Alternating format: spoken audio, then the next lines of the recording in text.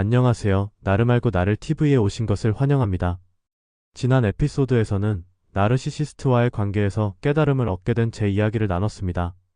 오늘은 두 번째 에피소드로 가면 뒤에 진실 나르시시스트의 행동 패턴에 대해 이야기하려고 합니다. 나르시시스트를 알아보는 것은 쉽지 않습니다. 처음에는 매력적이고 완벽해 보이는 사람이 어떻게 우리에게 상처를 주는 사람으로 변할 수 있는지 그 이면에 숨겨진 패턴을 살펴보겠습니다.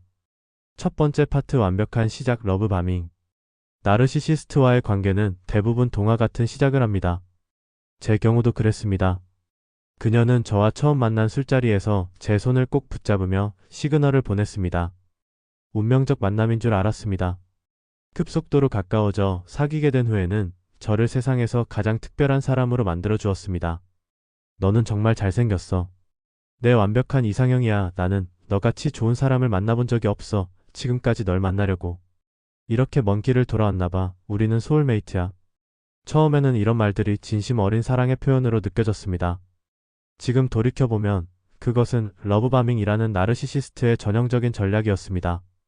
과도하게 빠른 애정 표현, 끝없는 애정 폭격, 과한 칭찬과 값비싼 선물, 미래에 대한 거창한 약속, 결혼 약속 등 이 모든 것이 상대방을 압도하고 빠르게 관계에 몰입시키기 위한 의도적인 행동이었던 거죠. 러브바밍의 목적은 피해자를 빠르게 의존적으로 만들고 감정적으로 묶어두는 것입니다. 마치 마약처럼 이 강렬한 관심과 애정에 중독되게 만듭니다. 그리고 일단 중독되면 그 관심이 사라질까봐 피해자는 무엇이든 하게 됩니다. 두 번째 파트 이상화에서 평가절하로. 그러나 이 완벽한 시간은 오래가지 않습니다. 러브바밍 단계가 지나면 나르시시스트는 서서히 또는 갑자기 태도를 바꿉니다. 처음에는 작은 비판으로 시작합니다. 넌 어깨가 너무 좁아. 네 친구들 정상 아니야. 만나지마. 이것밖에 못해줘? 이런 소소한 비난이 점점 커지면서 결국에는 여러분의 정체성, 가치관, 인간관계까지 공격하게 됩니다. 이 과정을 심리학에서는 이상화에서 평가절하로의 전환이라고 합니다. 나르시시스트는 처음에 여러분을 완벽하게 이상화했다가 이제는 끊임없이 평가절하하고 비난합니다. 제 경우 처음에는 너는 내가 만난 사람 중 가장 똑똑해. 나는 너 똑똑해서 만나라고 말하던 그녀가 나중에는 네가 하는 말은 다 억지고 고집이 너무 세라고 말하기 시작했습니다. 너가 얼마나 잘생겼는지에서 너는 내가 만난 사람 중에서 가장 키도 작고 얼굴도 납작해로 바뀌었습니다. 가장 혼란스러웠던 것은 이 두 가지 메시지가 종종 같은 날에 공존한다는 점이었어요. 이 급격한 변화에 적응하려고 노력하면서 저는 점점 자신감을 잃고 그녀의 인정을 받기 위해 더 노력하게 되었습니다. 바로 이것이 나르시시스트가 원하는 것입니다. 여러분이 그들의 소나기에 벗어나지 못하고 의존하게 만드는 것. 세 번째 파트 현실 왜곡 가스라이팅. 나르시시스트의 가장 강력한 무기 중 하나는 가스라이팅입니다. 이것은 상대방의 기억과 현실 인식을 의도적으로 왜곡시켜 자기 자신을 의심하게 만드는 심리적 조종 기법입니다. 그런 말 한 적 없어. 너가 너무 예민해서 그래. 그건 네 상상이야. 억지 부리지 마. 너야말로 거짓말하지 마. 그거 가스라이팅이야. 이런 말들이 익숙하신가요? 실제로 있었던 일을 부정하거나 여러분의 감정과 인식을 비합리적인 것으로 치부하는 것이 가스라이팅의 전형적인 형태입니다. 제 경우 그녀가 한 약속을 지키지 않았을 때 그것을 언급하면 내가 그런 약속을 한 적이 없어. 너가 기억을 잘못하고 있어라고 말했습니다. 심지어 문자 메시지나 카카오톡, 인스타그램, DM 등 수많은 증거를 보여줘도 그건 너가 문맥을 잘못 이해한 거야. 다 오해야. 나는 그런 적 없어. 라고 주장했어요. 시간이 지날수록 저는 제 기억과 판단을 의심하기 시작했습니다. 정말 내가 이상한 건가? 내가 너무 예민한 건가? 라는 생각이 머릿속을 채웠습니다. 이것이 바로 가스라이팅의 목적입니다. 여러분이 자신의 현실 인식을 의심하게 만들어 나르시시스트의 통제 아래 두는 것. 네 번째 파트 통제와 고립. 나르시시스트는 종종 여러분을 친구, 가족, 그리고 다른 지지 시스템으로부터 고립시키려고 합니다. 처음에는 이것이 사랑과 질투로 포장됩니다. 나는 너밖에 없는데 너는? 너 친구들은 너에게 나쁜 영향만 줘. 만나지 마. 별로야. 그러나 시간이 지나면서 이런 보호는 통제로 변합니다. 여러분의 일정, 만나는 사람, 심지어 입는 옷까지도 감시하고 통제하려 합니다. 제 경험에서 그녀는 제가 친구들과 보내는 시간에 점점 더 짜증을 내기 시작했습니다. 그들은 너를 정말 신경 쓰지 않아. 그들은 너를 이용하고 있어라는 말로 제 친구 관계를 의심하게 만들었어요.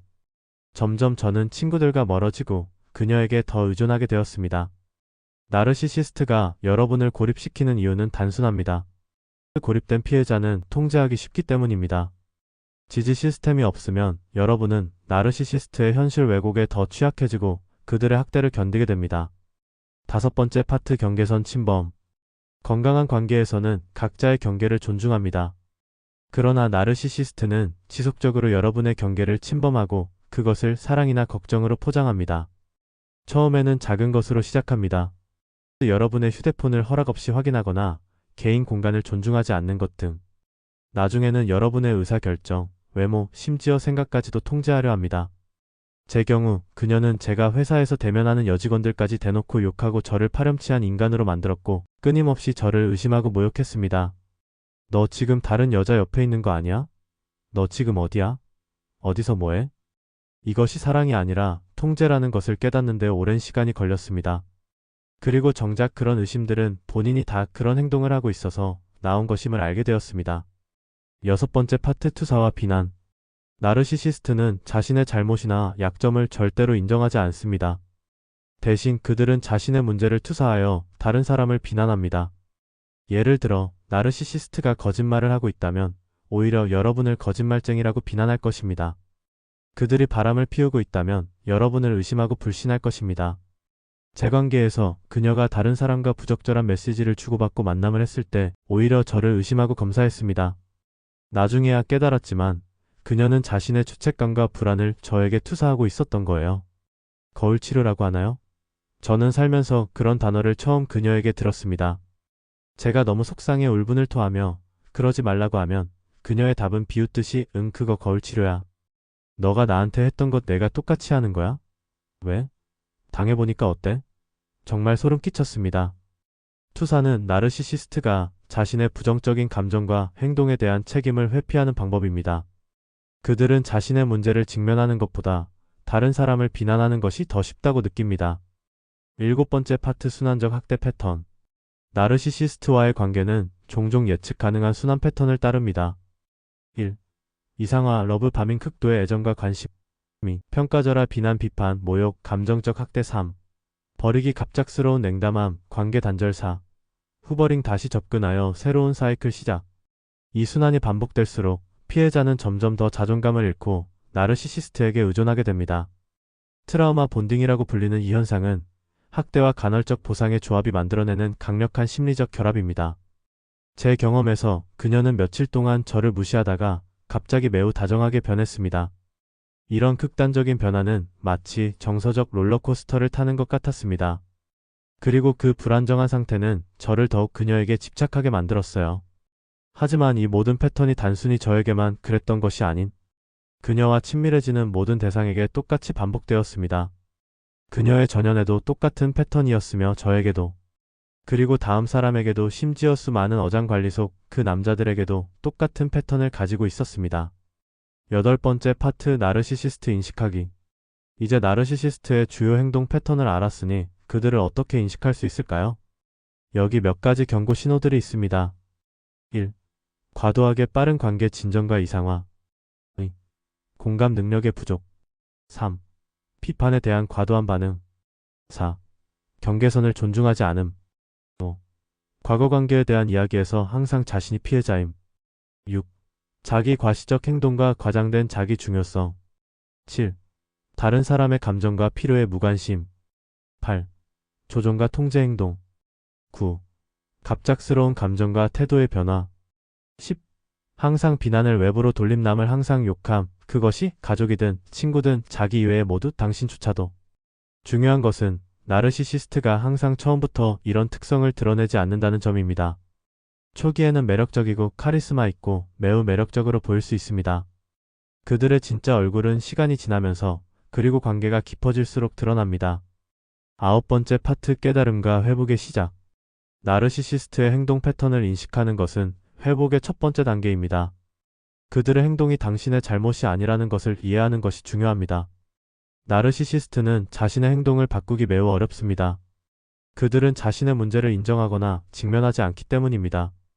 따라서 여러분의 치유는 그들을 변화시키는 것이 아니라 여러분 자신을 보호하고 회복하는 데 초점을 맞춰야 합니다.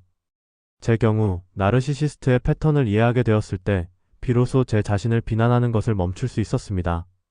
그리고 그것이 회복의 첫 번째 단계였습니다. 오늘 우리는 나르시시스트의 행동 패턴과 그것을 어떻게 인식할 수 있는지에 대해 이야기했습니다. 이런 패턴을 알아보는 것은 여러분이 현재 나르시시스트와의 관계에 있는지 또는 과거에 그런 관계를 경험했는지 이해하는 데 도움이 될 것입니다. 다음 에피소드에서는 트라우마 본딩 끊기 어려운 감정적 유대에 대해 이야기하려고 합니다. 나르시시스트와의 관계를 끊기 어려운 심리적 이유와 그것을 극복하는 방법에 대해 알아보겠습니다. 여러분의 경험과 생각도 댓글로 나눠주시면 좋겠습니다. 서로의 이야기가 치유의 힘이 될 수 있으니까요. 오늘 영상이 여러분에게 도움이 되었기를 바랍니다. 다음 시간에 뵙겠습니다.